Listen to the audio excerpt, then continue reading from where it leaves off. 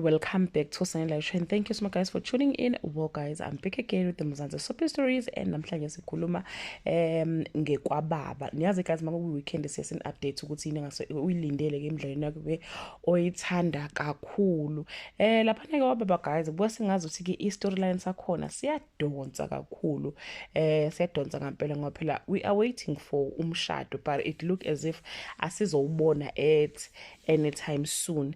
Nikhumbula ke ukuthi last week ke uBahume noZwelakhe kade beyikhiphile and bagcine ke guys belala ke bona bobabili because of how romantic uZwelakhe is. uBahume ke uhlulekile bakithi ukuyibamba.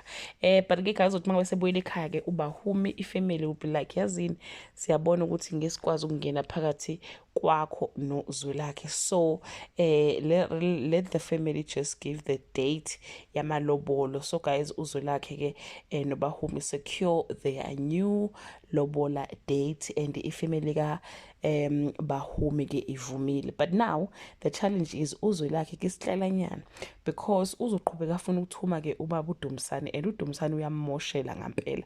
Asazi ke this time ukuthi uzokwazi nokubona ukuthi ke uDumsane uyingozi kangakanani, because mangabe ufunda mathiyeza kuyavela ukuthi ke uZwelakhe will try to unite ifamily, but kuba sengazi ukuthi lokho kwenziwa yena kuphela. Ifamily yakaDumsane ibheda kakhulu.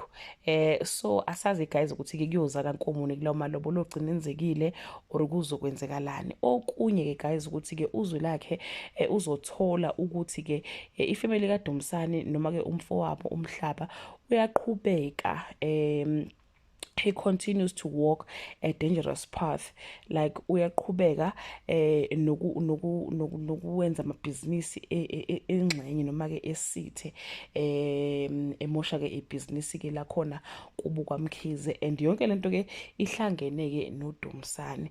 So yeah guys, iyona ke into ke ezobiyenzeka kuleli viki elizoqala. That bring us to the end of this video.